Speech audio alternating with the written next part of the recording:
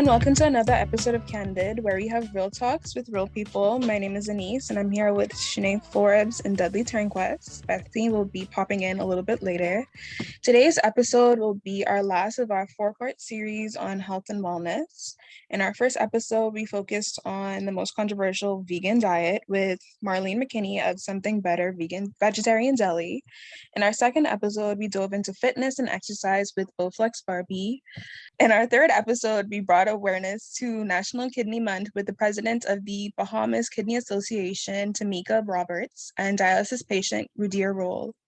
But today we thought we'd slow it down a bit and get deep and honest and open about our feelings. Because when we think about health and wellness, we often overlook the most important organ, which is our brain. Unlike your liver or your leg, oftentimes your brain doesn't deliver like a sharp pain when you're not feeling well.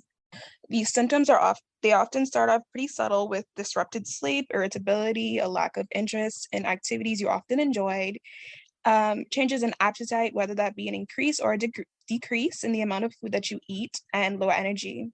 We've all been going through it due to the effects of Hurricane Dorian, the pandemic, and the war in Ukraine.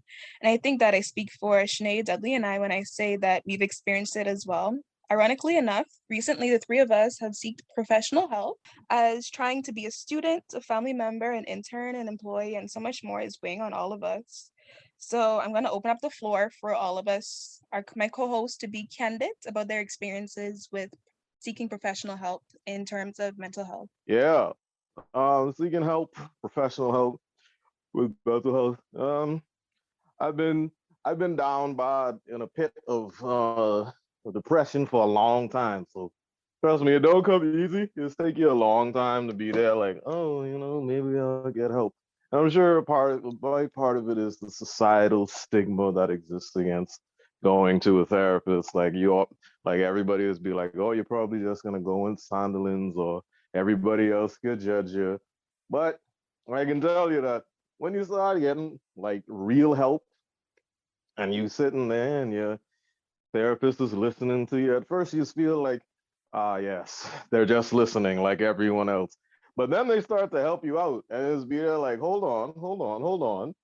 Is this working for real? That's crazy. So seeking professional help is it's always a good idea. It's just the hardest part is to get over that initial hump. It's just yeah, you start it when you're ready, and then you have to accept the remainder of the process. Yeah, the symptoms just start to build up until you look back on the person who you were a year ago or even a month ago, and you're like, wow, that was a completely different person. And acceptance is key, and understanding like you're not crazy. You're not like it's not weird to seek professional help. Just like how your legs or your organs are part, like they need professional help. You go to a doctor for your inside organs. Why couldn't you go to a doctor for your mental health? And your brain controls all of that. Yeah, I was gonna say, like Dudley was saying with having to get past the stigma. Well, for me, it was I had a different experience because my mom, she actually studied psychology, and we were raised in a we were always taught to like express ourselves, at least in my household, to express ourselves and stuff. And for me, it wasn't necessarily getting over the hump and knowing that. I mean, and what I want to say, it wasn't getting over the hump of the stigma. For me, it was about the financial situation and how I was going to afford therapy, and that was the biggest thing for me. Um, because therapy isn't cheap, and like I know that I have problems and I need to address these problems, but I think something that we need to focus on is making therapy accessible in the country for those that need it, because a lot of people can't afford $100 sessions or $150 sessions to help their brain. A lot of people can't afford to go to the doctor if they have an infection. So um imagine if they realize that, hey, I'm not okay and I need to talk to somebody. It's kind of difficult. So I think that's something that we need to also address in the country, the stigma, and trying to make it as accessible as possible. I think the rate is actually pretty standard. Actually, I have a friend who she lives in America, and her therapy sessions are actually more. I don't think it's a problem. I don't think we need to make therapy more accessible. I think we have to do something that's a completely different thing. We have to pay people more.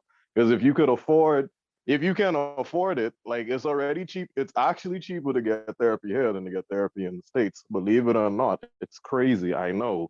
But if you can't afford if you can't afford a gallon of gas after working for an hour, there's no way you're gonna be able to afford to get an infection checked out or to get your brain, to get help with your brain because that takes a long time to fix. I completely agree with you guys. Mhm. And actually, like reading up in the news, they have been, well, first of all, they changed it from the Ministry of Health to the Ministry of Health and Wellness because one of the initiatives that the Davis administration wanted to focus on was mental health, especially for young adults, because that is something that we struggle with and we're open about that. We don't hide our feelings. And they have been working on the Mental Health Act actually. So I hope to see change. And I do agree that it's more than just like free sessions because I'm sure you can get those at Sandilands, and it's more than just getting up and deciding you want to go. It's more about the how accessible it is. I'm also like, I do think that businesses should be more vigilant of that, and host HR departments should be a lot more respect, like they should focus more on ensuring that company morale is up, because that also plays a big part in our mental health. Because if you go to a job that you hate 40 hours a week, it's gonna strain like on your mental health. It's gonna create a big strain. I think one of the biggest things we have to remember too is that I'm sure for us and for a lot of people out there, one of the most common mental health problems that you face is depression. However, we do have to remember that there is a whole spectrum of different things that can go wrong with your mental health. And so when you like earlier when you said you can get sessions for free at Sandilands, that is an option. You can register at Sandilands to get help. But as a person who has been to Sandilands to get help, I can tell you that you can be as depressed as you want. When they see somebody else who is a grown adult thinking that they're 5 years old, it's gonna be like, we're gonna get to you when we finish dealing with this. And it's very hard to tell somebody whose brain has convinced them that they are five, so that they're not five. I think that a lot of what we call Joneses, they have mental health issues that aren't addressed. And people always just blame it on drugs. And I think a lot of it is because of drugs too. But a lot of them sometimes they go to drugs because they're not getting the help that they want or need. And it's a scary thing. I do understand that. But you do need your family's backing to get into that and to continue to work on, because at the end of the day you can go to a therapy session, you can go get help, you can do all of that, but if you're not practicing and if you're not strong-willed enough to continue to practice what they're telling you to do, then you're going to revert right back to square one. So I have a question that I want to ask out. So do you think that we're teaching enough about mental health in the schools? Because I think, at least in my high school experience, I don't No. ever remember talking about it a lot. And I think it starts there as well. That should be something that is discussed in health science or whatever science that you do. So what are you guys' thoughts on that? I think me and Dudley are going to say the same thing, where I think that they always tell us to pray about it. And yes, you should pray about it. You should talk to God about it. But sometimes God is telling you to seek help. Sometimes it's deeper Man, than just prayer. And I know I'm gonna get so man, much backlash for that. man, you're gonna you always told to pray about it. Listen, I went to so many different religious schools, but like a lot of times, like even at home, they tell you to pray about it. I went to a religious school too. Um, they didn't tell us to pray about it. However, I would say that the guidance counselors that were there when I was at my high school, they were pretty open and they were very young. So they didn't stick to the whole idea of telling you to just pray about it. I would say that they probably helped a lot of the students that went to them. Now, to be completely honest, I never went to the guidance counselor for my problems. I think like the only couple times the guidance counselor saw me was for the community service thing that you have to do. And then um one time I got into a physical altercation and they wanted to ask me if I was okay. So I never actually took advantage of the guidance counselors, but from what the students around me said at the time, they were pretty good. And then the only person who would tell you to pray about it would be like the school chaplain. But instead of telling you to pray about it, he would actually pray with you right then and there about it. I'm speaking from personal experience. I did not tell him that I was depressed once again, but I did, you know, I was an angry little boy, so we had to pray that angry demon out of my spirit. And you know, it worked kind of. I'm glad to hear that you had that experience at your school, which is great, and I commend those counselors. But child, at my school, they didn't have that experience. The guidance counselor barely wanted to see you. They only wanted to talk with you when they want to get in your business and give you tea when something wrong with you. So They, You went to the they same school, so yeah, it was always so just tea. You want some tea? you could need to break calm your you leg down. and you getting tea, bro. Like you in pain, they have to call Tea the and lay down. ambulance and you getting tea.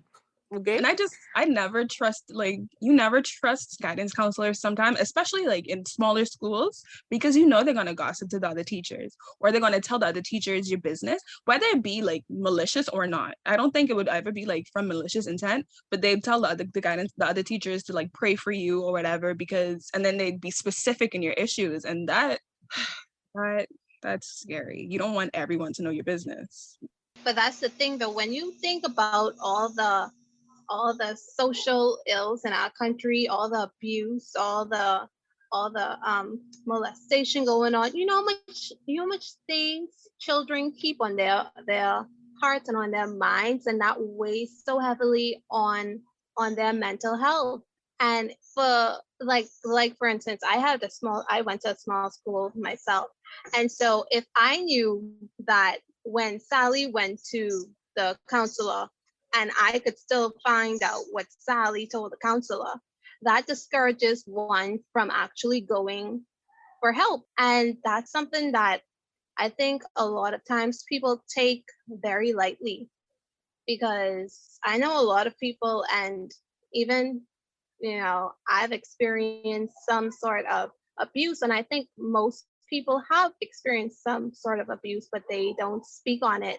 And especially, when you've experienced it and had to live with it for such a long time, some people just, they adapt, but others don't. And for the people who don't, it's very hard to, kind of interpret some things like others would, or go about life the way others would. Sometimes we look at them as strange and we don't really know what's going on with them personally, but sometimes that mental aspect of, childhood trauma, that's something that can ruin people. My Not to childhood trauma had me held in the dance by the waist for the longest time. And I didn't even have childhood trauma from home. I had childhood trauma from school. So you could imagine every day is just there like, wow, this sucks. Oh well, I guess I gotta go here for another 8.5 hours, sometimes until later. Well, after they somehow bamboozled me into joining some after school clubs and giving me responsibilities in the school. It's like, wow, this place is making me suffer, and I gotta be here for longer than the 8 hours I used to be here for. Yikes. But look at these schools now, though. We having more crime, more stabbings. I heard, I don't know if it's true, but allegedly was a student who brought a gun to school.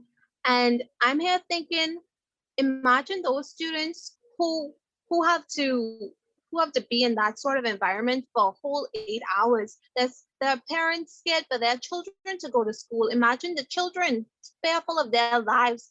That sort of fear and that sort of environment can have such an impact on people's mental health. I don't understand how a lot of students at government schools, I don't understand how they deal with it. Because I know I would have been, I I don't know if I could have wake up to go to school because I'd be so fearful.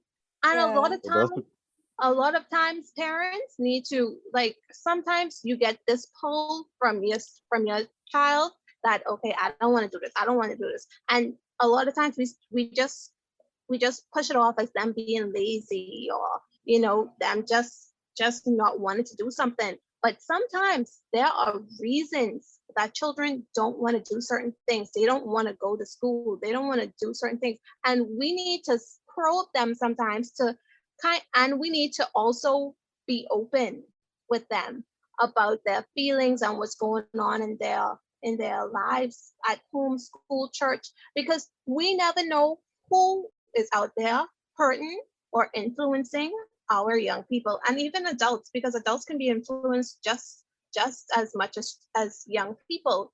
And so we have to keep a very close eye out for the people that we love. Yeah, I agree. And speaking of schools, not to backtrack, but I think that we do have therapists in school, kind of. It would be like that teacher that you confide in, that you trust. And I think that a lot of us had that. And it was never the guidance counselor. It was always like your PE teacher or a science teacher. And I had that in our school. Even if you didn't feel that you could tell them your private business or tell them what happened at school, you could always trust that they would be there when you just needed someone to talk to get your mind off whatever you're going through at home or whatever you're going through at school, and to put your mind at ease. And I could even like tell a specific story where I remember right when my aunt had died, I was going through it. Like I didn't know how to express it. And I just felt like at my small young age of 12 years old, I thought I have to be strong for everyone else. No one asked me to do that, but I just felt like I had to do that. And it started to like affect my schoolwork, and I don't know, but a teacher noticed that and he pulled me to the side and he said, "What's going on? Like, are you okay?" And I just broke down, because even if even if the person doesn't tell you what's happening, it's just the fact that there's someone who realizes or notices a change in you that is sometimes just enough. Man, that wasn't your English teacher for you. Yeah, that was my English teacher. My English. Wait, listen. It's always your English teacher. You see, we like to make, for those of you who did literature inside high school, we always like to make fun of them for saying that when the curtain blue is representing the author talking about how deep and blah blah blah blah blah. We always make these jokes, but it's always your English teacher. Yeah, because they're reading in between the lines and things. Yes, there's me. Wait, my school became slick because my English teacher also happened to be my homeroom teacher. So whenever they wanted me to do something, the administration used to tell my homeroom teacher to ask me to do it because she was like, she understood me. She was cool, and it was very hard for me to tell her no because she was a sweetheart. She was like my fondest memories in high school was in that class and or talking to her. So after they figured that out, it was a wrap for me. Like everything that they needed, they filtered through. And when I caught on to it, I was like, it's too late. But I see what you guys have done. What I was gonna say was talking about what Bethany was talking about with the safety in schools, because I have a cousin who was close in age with me, and he went to different schools than me, obviously. Well, at the time, he moved to my school later on, but when he was in junior high, he attended a school, and he basically was saying how he was afraid to go to school because of the type of, I don't say the type of people, but the things that children would do or attempt to do to him, or just bringing knives and threatening other children and stuff. And basically he was like he couldn't focus because he was always so afraid of what could happen. And I was just like, no child should feel unsafe in school and not have an outlet or someone or a teacher that they could trust and talk to, or just an adult in general. And that just goes to show, like, I don't want to say that we don't take it seriously, but it's just how school shouldn't be a place where you're afraid. It should be almost like a home away from home, because that's where you spend a lot of your time before you become an adult. And I just thought that that was very disheartening. And even recently with the stabbing that happened at AF Abbey, I believe, like I can't imagine how those children felt. Or and I remember a couple of years ago, Doris Johnson. It didn't happen at the school, but a student had gotten stabbed. I think it was in front of Blanco Bleach, and it's just like situations like that. It's just disheartening because these kids go to school to learn, and their parents they'll tell them bye. They go to school, and some of them don't come back home, and that's just really sad. Not to stray too far off from topic, at least in the educational aspect. I think even in the workforce, a lot of times employers take advantage of the laws that are in place in the country. Like I know for most people they only have 7 sick days per year. And as human beings, it's like what are we robots to you people? I'm like, imagine just having 7 sick days out of like maybe 250. People have children, people have um certain things going on besides work. Yet we only have 7 days to be human. Just 7. I know for me, I this year mentally it's been very strenuous, and sometimes I take those sick days for my mental health. I just need to breathe. I don't do anything. I just stay home and regain my I would almost say my identity, because it's like you could find yourself losing who you are by just continuously, doing things, the pattern you've already accumulated. Go wake up, get ready, go to work, wake up. It's very draining at times. And I think as a country, we should look into that. Like, I know there are certain companies that give their staff like I don't know what they call it, but it's free days Personal where days, they yeah. could, yeah, where they could just, if they find it that work is being too pressuring or whatever, you just take that day off and you relax and you come back. Because I think a lot of times so many people are so stressed out from by work, by home, by whatever they're dealing with, and they have no way of saying, okay, let me take a breather. And that's something that we as a country need to look into. Like the 7 days thing, it's been too long. We need to change that. I don't know about y'all, but I think we need to change that. I completely Definitely. agree. I think that the weirdest part is you have the worst work atmospheres at the places that pay you the least. And it's like, ain't that what you're supposed to have the best working atmosphere? You had to give me something else, because you telling me you're paying me what, $225 a week, and most of that is going to my children or my household or bills. And then you're gonna sit there and say, hey, you're easily replaceable because there's other women who need this job. There's other women who could use this job. Your mental health doesn't matter to me because whatever. Or you're like, it's that's why a lot of millennials and I think Gen Zs aren't hot up to get into the workforce, because we're just like, you're not going to demean me. You're not going to make me feel lesser than for a check. And I get it. Like the world goes around off of a check, but I can't give you my best work until I'm my best person. See, that's the problem with y'all young people. Nah, y'all don't understand. Whatever, Dudley. Y'all ain't, y'all ain't hearing the messaging. You got 1 week to be sick. After that 7th day, I don't want to hear a cough. Don't even cough. Don't even cough in there. I don't want to cough. I don't want it. I don't want your sinus to trigger during the new season. I don't want the AC making your sinus activate in this office. You had 7 days to get over this. Anyway, jokes aside. Well, I hope that people recognize that was a joke. But anyway, yeah, man. When you said like, oh, there's other women that need that job, I was just there like, man, I could do the perfect rendition of being a guy on a job, and you try to tell your supervisors like, hey, I feel like I have a problem with my mental health right now. I think I need a break.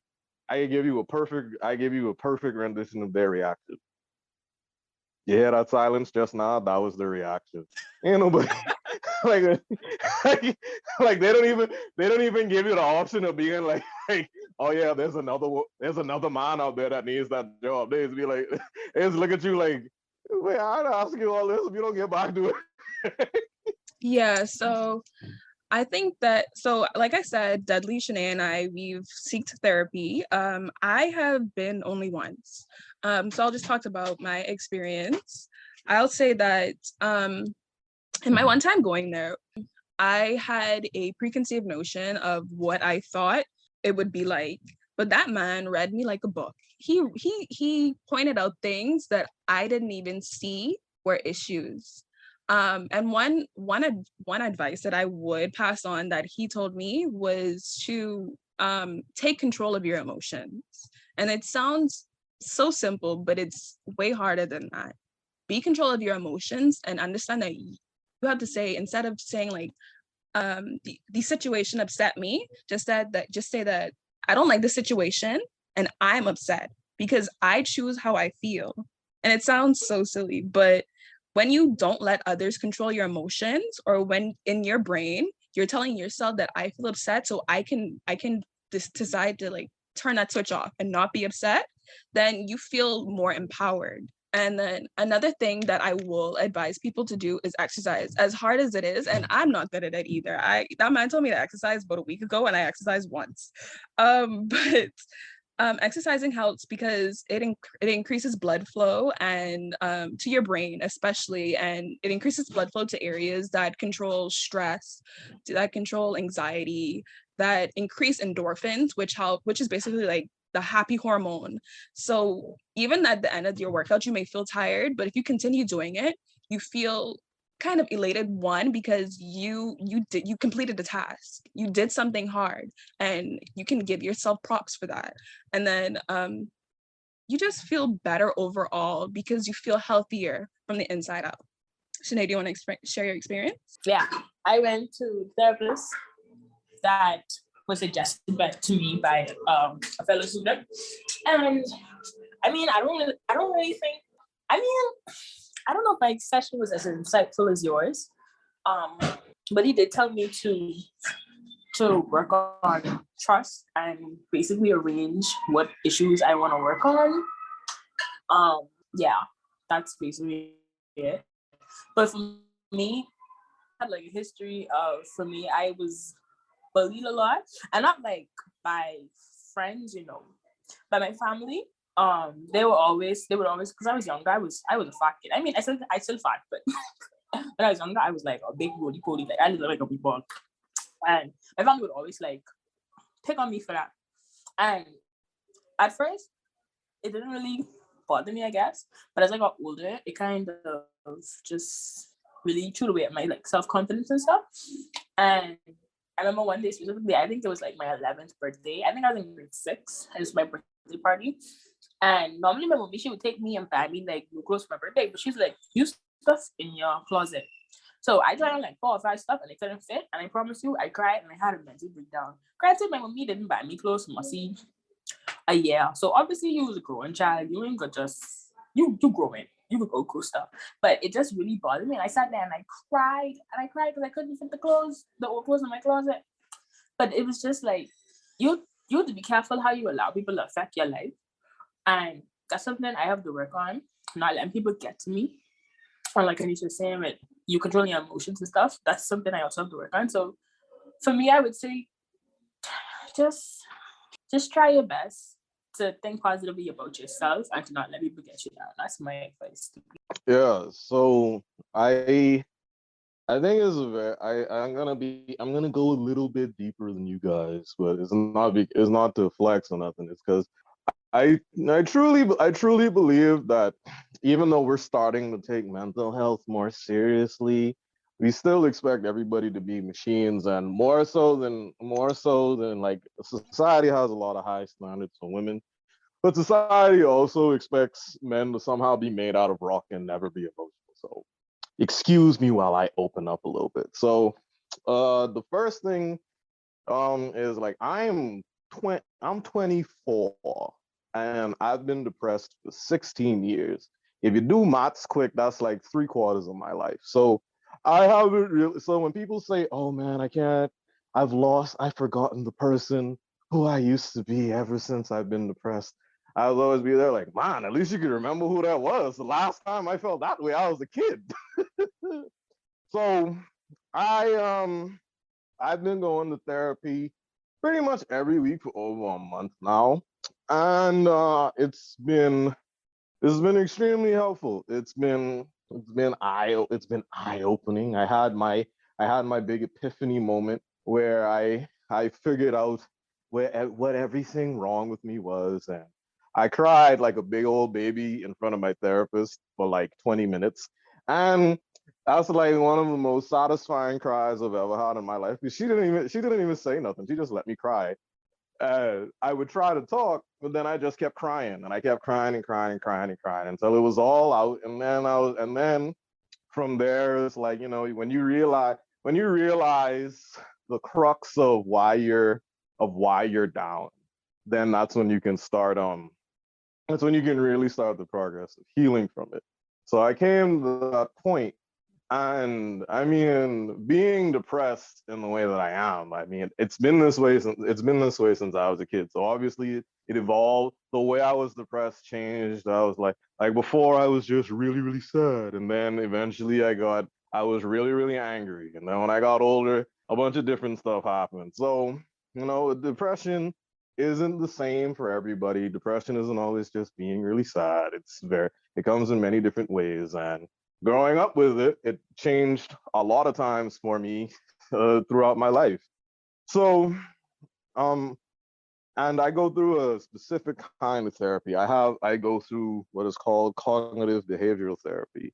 So it's taking my thoughts and my actions and changing them from what they are, which are pretty much some of the most toxic things that you could ever do to yourself, and then changing them into not toxic things that you can do to yourself, like exercising. Like I'm a pretty I'm a pretty big guy, naturally and through genes. I'm just big. So I put on weight easy, but I put on muscle easy. So it's like the other day I realized like I was doing strength training and I put on muscle. So the weight on the scale went up. And normally when you exercise, like, damn, the scale is supposed to be going down, but it went up. So you instead, like before, if I wasn't doing therapy, I would have just been like, well, exercising isn't working. So I guess I'll go, I don't know, I guess I'll go eat my problems away since I'm fat and I'm gonna be destined to be fat forever. But since I do therapy, it's just they're like, yeah, maybe I just have to change it up. Maybe I just have to do more cardio instead of more strength. And then I lost a couple of pounds. So it's like, it's just a very soft example of what the therapy has helped me with. So I don't know if people consider that to be oversharing or whatever. But I mean, there's probably some guy around my age listening to this, or younger or older, and they probably needed to hear that there is another pretty messed up guy out there too. You're not alone. You can go and get therapy at your own pace and at your own time, and it'll probably make you a better guy for it overall, if not just a better human being. So try therapy out. I mean, the first session might cost you a little bit, but if you can make it through session one, you can definitely make it through session two, and it just goes on from there. You'll figure out if that's the therapist for you. And like you said, if that's a therapist for you, because sometimes the first therapist that you go to may not be the right one. Sometimes there's different types of therapy. Like Dudley said, he goes through cognitive therapy. So if cognitive therapy doesn't work for you, then try something else. Speaking of cognitive therapy, I wanted to talk about like different ways that we negatively impact ourselves. Like one way of negatively impacting yourself in the way you think is all or nothing thinking, which is like thinking in a black and white type of way. You ever thought like that, where you're like, if you're not perfect, then you're nothing? Yeah, I was just me with the weight. I was like, hey, yo, this exercising ain't cutting it. Well, time to never exercise again. I just talked myself out of it because I went to therapy. Yeah, and then there's also overgeneralizations where you you take one aspect of something and you continuously say, well, if I didn't do a good job, then I'm never going to do a good job in anything. And that's another negative way of thinking. And then disqualifying the positive, where you just focus on all the negative aspects of yourself.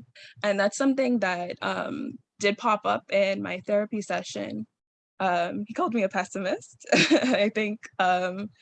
And I told a couple people, I told my close friends what was said, and they all agreed that I was a pessimist. And I just think it's so interesting that everyone, you can go through the same situation as everyone, but when you think about something, you may think about it in completely different light than anyone else. And I would always think so negatively about things. And it wasn't like I want to think negatively.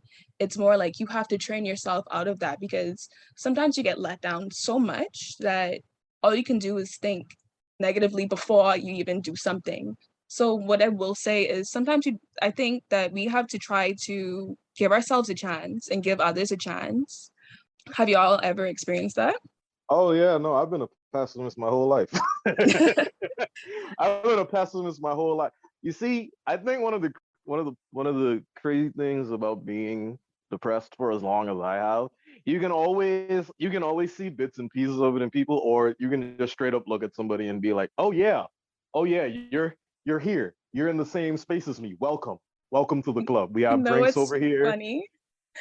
You know, it's funny. The reason I actually went to a therapist, I actually was trying to look for one because I ain't got the bub to be doing that right now because, free intern, doing school, I'm broke. But my, I guess I can call him my mentor. He shared with me a person that I could go to for free.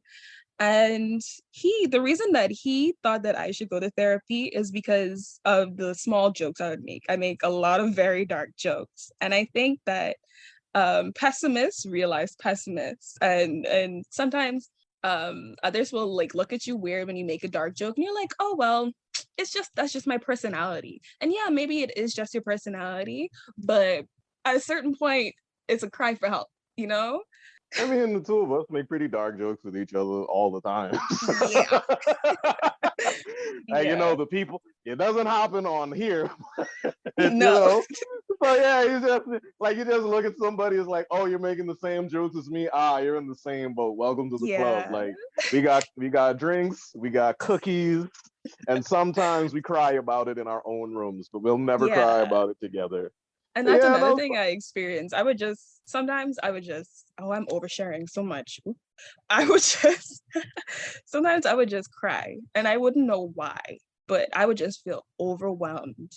And that feeling, it's not good. And it makes you want to be more pessimistic because you're like, wow, like, I don't even know why I feel this way, but I feel this way. So what do you do now? man, I got to a point after getting to my big grown age. I got to a point where I couldn't, like, I cried so much I couldn't cry anymore. Like, yeah, Mm. like the parts around my eyes just used to hurt, and I was just there like, oh, this is where the tears are supposed to be. Okay then. But Yeah. recently I've rediscovered my tear ducts. They've opened again, and now I can cry whenever I feel like it. But I don't. Yeah. I'm just not. I don't know. I just have turned into a not so sad guy. I'm just like I tell people all the time. I'm depressed in a way that I'm not really sad. I'm just miserable. Like, I'm a horribly miserable person to be around for long periods of time. Don't mind me making jokes on here and me being a little funny sometimes. No, I'm like, if you spend time around me, you just be there like, Jesus, what's wrong with this boy? What happened to him? So I don't cry about it. I just go like, leave me alone. Like, get out my face, get out my space. Yeah, and that's also a symptom of it when you just try to just be by yourself when you need the most people the most. Shanae, you wanted to say something? Okay, I am actually the complete opposite of you guys. I am not a pessimist. I don't see the worst in people. I mean, I see it sometimes, but I try not to. Okay, Not I in try people, to think when you're a pessimist, you see the worst in and everything in everything. every Yeah, situation. I know. Yeah, I don't do that. I try to see the best in everything, and sometimes that can be very not good for me, because when you tend to be a nice person or overly nice person, or you always try to help people, which is there's nothing wrong with helping people, but I realized that what I do is I take on people's problems and I try to solve their problems, and I am an extremely anxious person, and I realized that what I'm doing is as a result of my anxiety, and what it does is me trying to help everybody in return leaves me overworked, overwhelmed, and I barely have time for myself.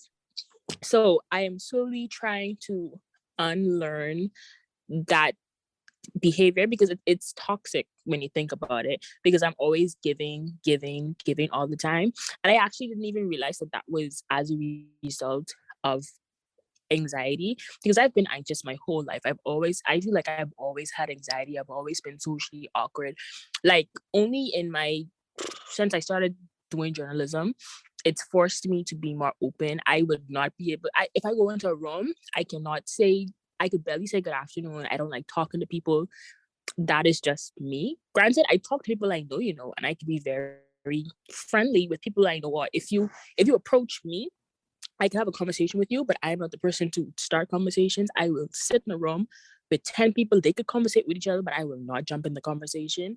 And that was just me. And yeah, I was just really severely anxious. And I found it interesting because it wasn't until I saw a post by, I don't know if y'all know, but Harrison, the therapist who's on Facebook. I actually went to him before for a few sessions after I was diagnosed with cancer as a kid.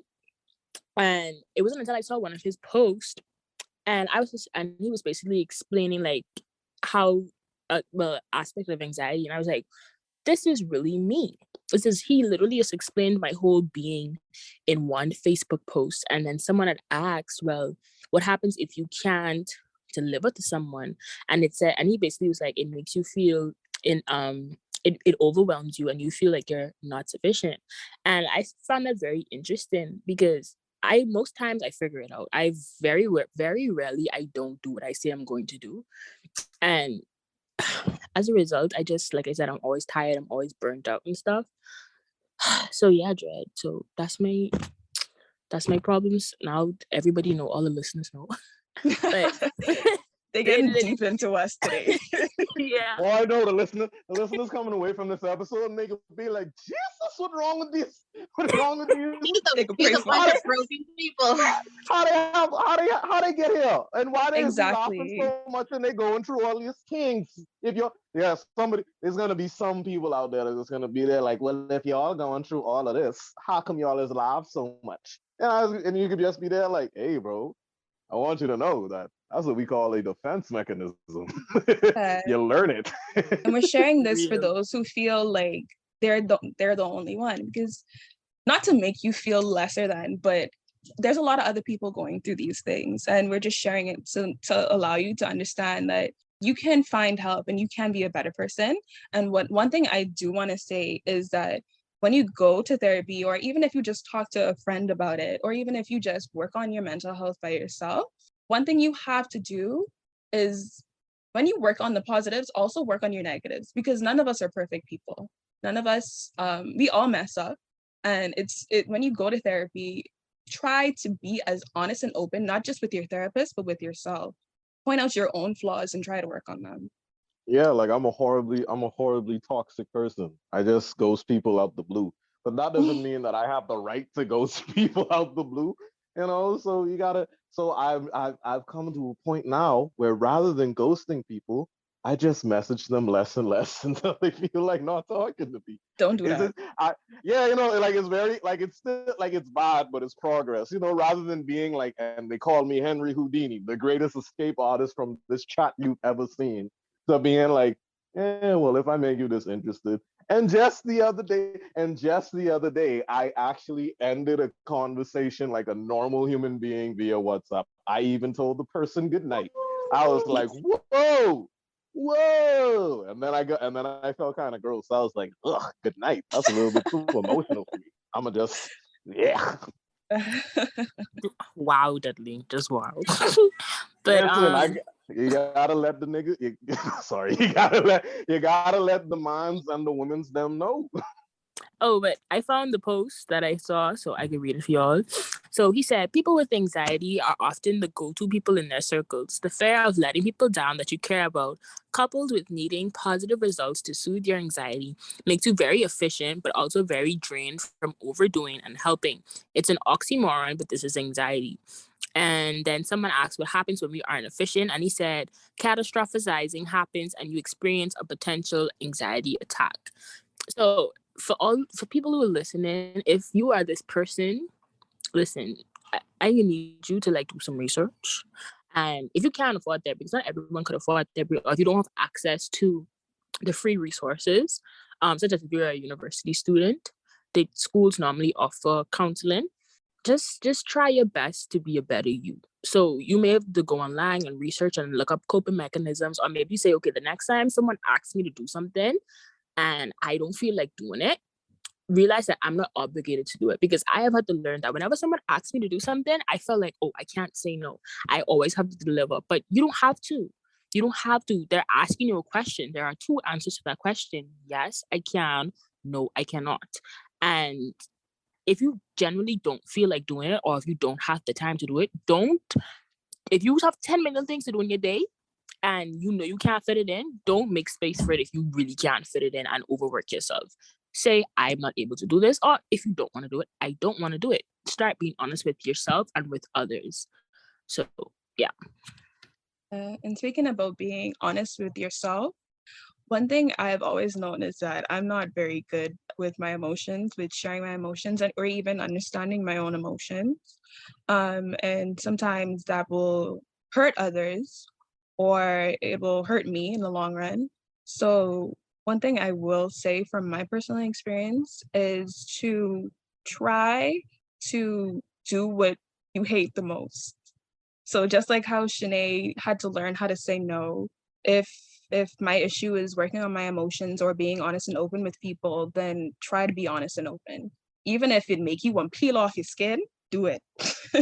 So in a completely different bit of advice, just if you're more like me and you have anxiety attacks and whatever, I did this thing. So I used to do all the stuff. I used to say yes, yes, yes, yes, yes, and I used to MacGyver time to make sure that everything happened. And I got so drained. I got so drained mentally and emotionally that I became numb. I've been emotionally numb for a long time. So like I couldn't feel in the same way that I couldn't feel happiness, I also couldn't feel sadness. So like if you tell me something sad, I just look at you with a straight face, and it's kind of like, and when you want empathy from somebody and the only thing that they could do is look at you blankly, is kind of off-putting.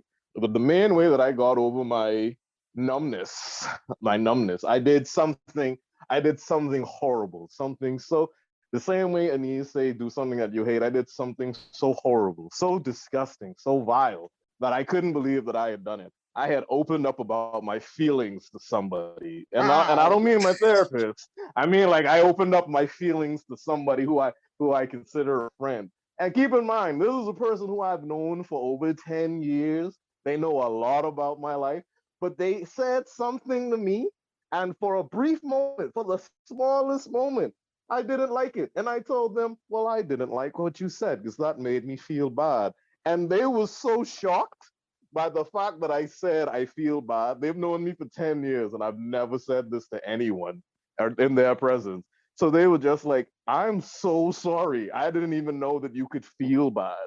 So when you get numb, a lot of people just a lot of people feel like they could just say whatever, do whatever, or ask whatever of you because you're just gonna react. Your body has this subconscious thing where it just is like, well, okay, then, because you're used to saying, well, okay, even if it's not possible for you. So doing things that you hate, it don't necessarily have to be saying no. It could be as simple as doing something like opening up. And trust me, opening up is hard. It's very hard. Bethany, do you have any final thoughts? For those who just need help, I think, and especially if they don't have the means to do so, they should just rely on someone who they trust, an adult who they trust, an adult who can help them, an adult who would be there in whichever means they need. Because people just need to understand that everyone is going through something, and we have to be each other's keepers, because nowadays everybody getting shut down and killed, and so many people are dealing with so many things that we're not even privy to. And so we just need to be there for everyone. We need to be there for the people we love. And if everyone helps one person, I think that would be better than what we're doing now, instead of just consoling everything and internalizing things, because that isn't healthy. Guys, you're not alone. You are seen. You are heard. And I promise you, you will have someone that you could turn to, whether it's a teacher, a friend, maybe even a coworker, someone who's just willing to listen. So if you are dealing with something, I really push you to talk about it. You may think that it doesn't help, but it does. Well, it can. We said a lot. We said a lot today, and there's a lot more that we could have said that we didn't say.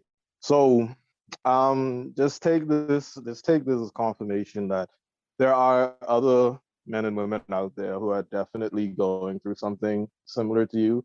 It may not be. It may not be as intense as yours, or it may be more intense than yours, but that doesn't matter, because the only person who is going to ever live your life ever in this world is going to be you. And you have to feel as great as possible before you make it to the finish line. So if you need help from a therapist, if you need help from a friend, if you need help from your parents, because some parents are actually getting better at listening nowadays, social media is just helping them out too. If you need somebody to listen to, just look around a little bit, find the person who, when you talk to them, they genuinely listen. And that is the person that you confide in. And that's going to make your life so much better, trust me. By no means I or my colleagues mental health professionals, but from experience with our own health and our friends and our family members' health, we encourage everyone to seek help. And whether that be asking a friend or visiting a mental health professional, you can contact the Ministry of Health and Wellness or the Bahamas Psychological Association for further information. Remember, we've all been through it. Ignore the negative biases and push for a better you. Invest in your mental health and you'll reap the benefits in all aspects of your daily life. I hope our listeners enjoyed our show today. Feel free to send us a message with any critiques, opinions, or ideas for future shows or guests. You can follow us on Instagram and Facebook at Candid242. Thank you for listening, and keep it real, Bahamas.